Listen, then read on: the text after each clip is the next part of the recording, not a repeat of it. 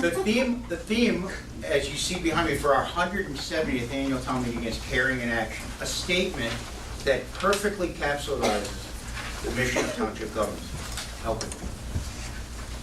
As many critics continue to speak of dissolving Illinois townships and the whole system of government in hopes of some mysterious cost savings, your current township board looks for actual ways to spend township tax dollars effectively and efficiently. The support and services we offer have made the township even more relevant and vital to the lives of our residents. As clerk, I have a close view on all the actions and decisions of the township board. Township residents, you electors and your neighbors, can be certain that this current township board is functioning as a collaborative, respectful, and responsible team. That's for sure. Over the past year, New Cherry Township has completely revamped its website. So now you will have much better access to township records online. Please know that the clerk's office is here to help you with a variety of helpful services. It is my honor and privilege to work together with Deputy Clerk Sandy Forrester to serve you. A young man in our township, a father of two, recently told me a story, and I will change just a couple of the facts in the story to preserve anonymity. This is not an unusual story. We hear these stories all the time at the township. About 5-6 years ago, him and his wife lived in Chicago, and they had a second child. And by the child's second or third birthday, they could tell that the child was profoundly autistic and was going to need a lot of special education. And this is a young couple, both professionals, both starting to work their way up the ladder in their respective professions, and they were consumed with giving both of their kids great education. So they started looking around at the suburbs, what suburbs would have the best education, the best special ed programs with their second child in mind. And they started focusing in on some of our villages in the township. And they thought, how could we possibly afford to move from Chicago, to move to one of these villages here? How could we possibly do it? And the way he explained it to me is that we scrimped and saved for a few years, and we called all our chips in. And we found a lender who was creative, and we started looking, and we got the green light to try to find something. And we found a home. It was a fixer-upper on the western fringe of the township, and they got the mortgage, and they went ahead and they bought the home. And the wolf was literally at the door. They were living paycheck to paycheck, paying their expenses. The kids were getting along fine. They were fitting in. They were making friends and so on. And then something completely unexpected happened. The father had a massive heart attack and needed open heart surgery, missed several months of work, had some kind of disability payment, but it didn't make up for what his normal salary was. And the family was really in distress. And not only was he missing time from work, but he wasn't able to do the fatherly things that he did with these kids. So they needed additional help at home, and they came to the township. And because of the one child and because of the dad's situation, they were able to take advantage of 2 or 3 separate township programs in the last couple of years.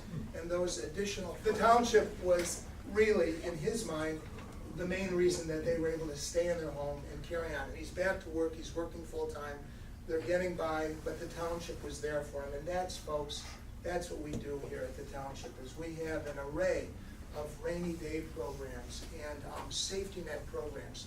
And we work with a lot of agencies, over 40 agencies, that help people in their time of need.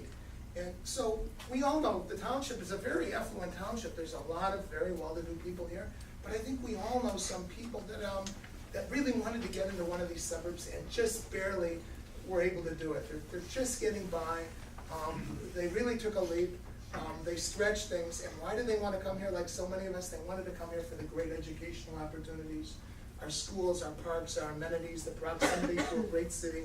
That's why they wanted to come to the township. And those folks that really want to be here and just barely can make the leap, they add such value to our community. I mean, they're hardworking people who really care. I mean, they're here because of the schools, because of the amenities.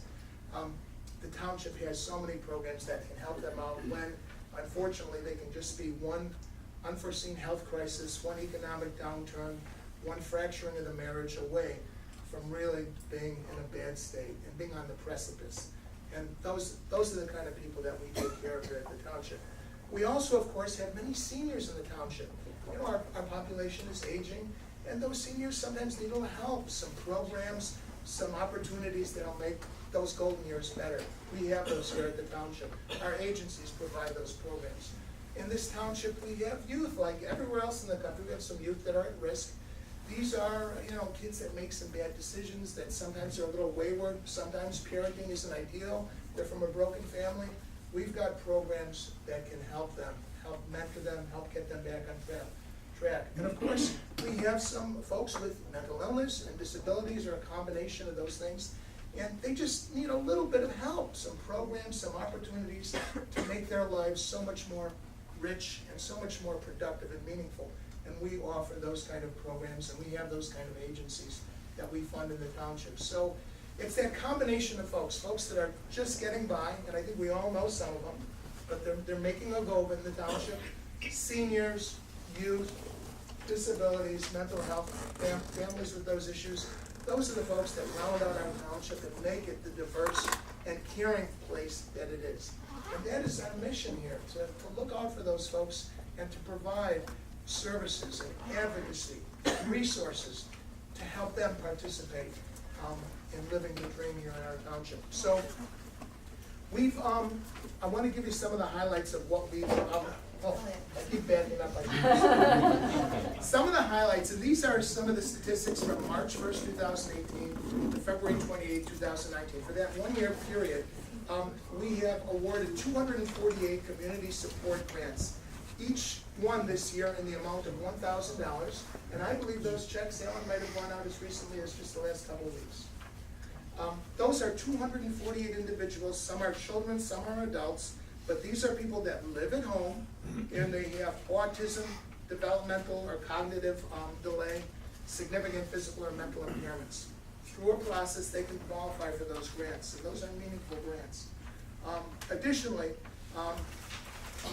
we awarded in this past 12 months, I should say, we granted about $146,000 in emergency assistance, 51 different cases, a total of 142 people benefiting from that. And those are emergency assistance funds for people that have emergency housing assistance issues, utility assistance, and some medical and educational assistance. And I'm just giving you a highlight of some of the programs we have. You can look in your township booklet, the annual report, and you can find much more detail.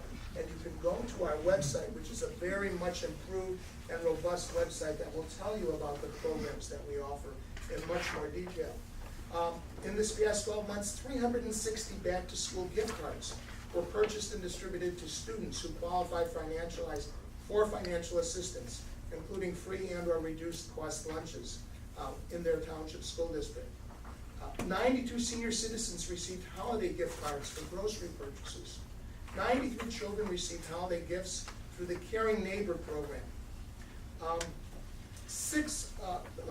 The families of 79 children were awarded scholarships for child care expenses, and this would include before school and after school expenses, and also day camp scholarships as well. 292 holiday dinners were distributed by our food pantry, which is very active, and the activity is on the increase. And these are people that can go to our food pantry right here in the basement of this, in the ground floor of this building, and they can get some of the basic comestibles and goods that they need when they're going through a difficult time, based on qualification. And the food pantry is as busy as it's ever been. And then additionally, of course, about $1.5 million to approximately 40 agencies that the township oversees and funds. And these are agencies in the that help seniors, that help youth at risk, that help people with mental illness, that help people with disabilities and their family members. We awarded approximately $1.5 million through a rigorous funding process. The application for grants, carefully monitored by special committees, and it's that funding that opens the doors to so many programs and so many opportunities for our neediest residents. And by virtue of our pretty rigorous funding process, our grant process, the township is a stakeholder. We actually are intimately involved with the operations of these agencies, and we ensure that our township residents who need the services provided are getting them. We hold these agencies accountable and make sure that they're measuring their outcomes and that their outcomes are improving. And I think that most of these agencies are thrilled with the level of oversight by the township, because it's in many ways a validation of what they do. What they're doing is done well, and that allows them to qualify for the funding. So in total, it's a fair number, it's a fair amount of money, but folks might ask, well, what does this all cost? And if you look at your township bills, you will find that New Trier Township is one of the smallest recipients of your tax dollars. That on average, it's costing each taxpayer in Wilmette approximately 0.5% to fund this array of services, to help these agencies, to provide these rainy day and safety net programs. So if you've got a $20,000 annual tax bill, we're talking about $100 approximately going to the township. If you've got a $30,000 annual tax bill, we're talking about $150. And I've got to tell you that you folks are getting great bang for your dollar. I think a shout out is due at this point to the New Trier Citizens League. Could I just have a show of hands? Who here belongs to the New Trier Citizens League? Quite a few of you. It's a wonderful organization. I don't think it gets enough credit. The New Trier Citizens League is a nonpartisan community group of concerned citizens that for over 100 years have been observing New Trier government in action. They've been monitoring, they show up at our meetings, they are here, and they're making sure that we are adhering to our mission.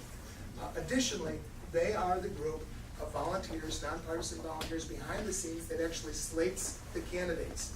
And I've got to tell you that I think, this 2 years ago, they were faced with a contested election. First time in decades that we had somebody trying to buck the slate. And I just got to tell you that the people that were on the slate, it was the 4 trustees who were contested, my fellow trustees, Gail and Kevin and John. I couldn't be more honored to work with you folks in carrying out the mission of the township. So the Citizens League gets a lot of credit. Folks, I've got to tell you that if you come to one of our meetings, you're going to see something that's very rare, very unusual in government today. Civility. The discourse is civil, there is such respect, and we have disagreements, but the way we conduct ourselves, I'm really proud. So if you're looking for fireworks, if you're looking for pugilism, if you're looking for gridlock, don't come to a township meeting. But if you want to see civility and mutual respect and really good civil discourse, and you want to see action and progress, then by all means, please come to one of the meetings. And again, it's the Citizens Leagues, quietly behind the scenes, who worked, I think, very, very hard to come up with this particular slate of candidates. And I couldn't be more thrilled to serve with you folks and with our wonderful supervisor, Alan.